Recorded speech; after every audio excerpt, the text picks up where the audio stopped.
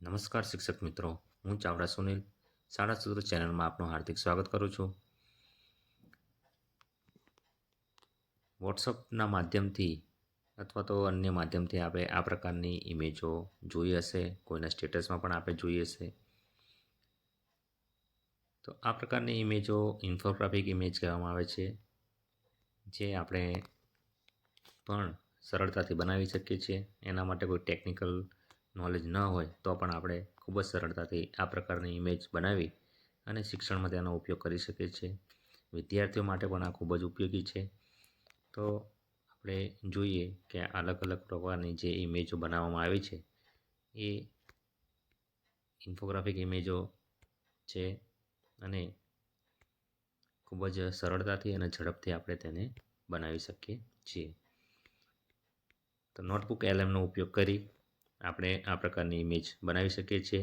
Notebook LM એ Google દ્વારા બનાવવામાં આવેલું પાવરફુલ એઆઈ ટૂલ્સ છે, જે વિદ્યાર્થીઓ અને શિક્ષકો માટે ખૂબ જ ઉપયોગી છે.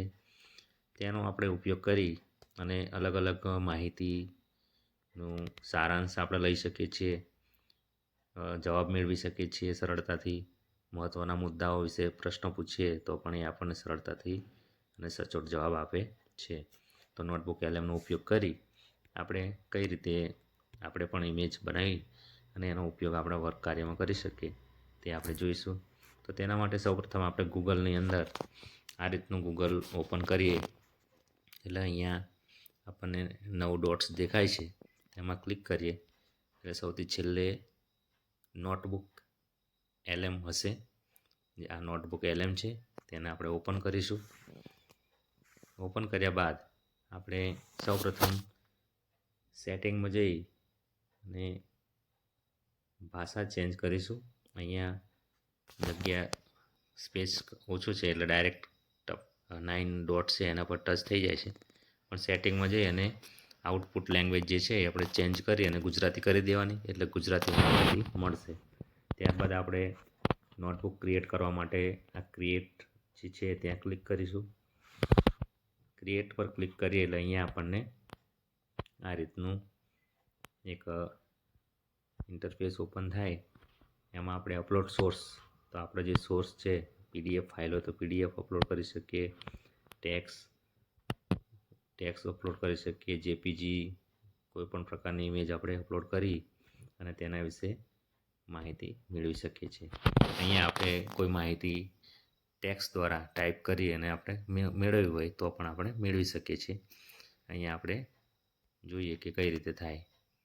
તો અહીંયા આપણે ટેક્સ ટાઈપ કરવાનું છે, અથવા તો તમે અગાઉથી તૈયાર કરી રાખ્યું હોય તો એ પણ પેસ્ટ કરી શકો છો. અહીંયા મેં તમામ જિલ્લાના નામની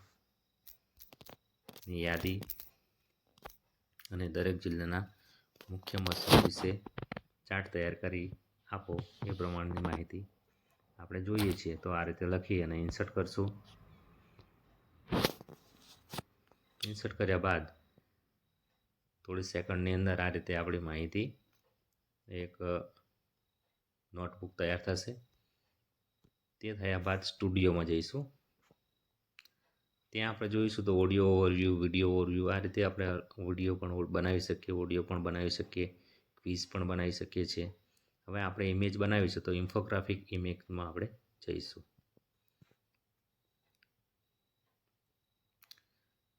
તો આપણે નીચે જોઈશું તો જનરેટિંગ ઇન્ફોગ્રાફિક ઇમેજ જે પ્રોસેસ ચાલુ થઈ ગઈ છે, એટલે આપણી આ રીતે ઇમેજ તૈયાર થશે.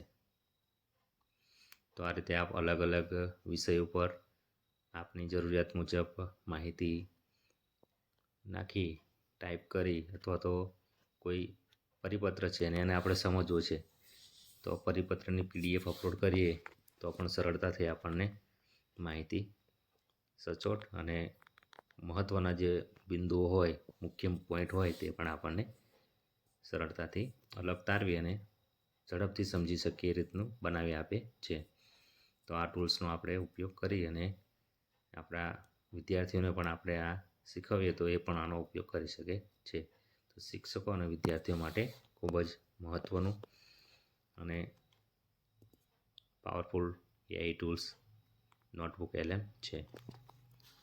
ટાઈપ કર્યું હતું એ પ્રમાણે એને તૈયાર કરી આપેલું છે.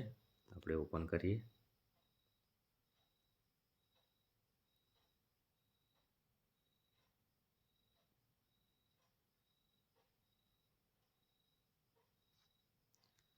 તો આ રીતે 33 જિલ્લાઓની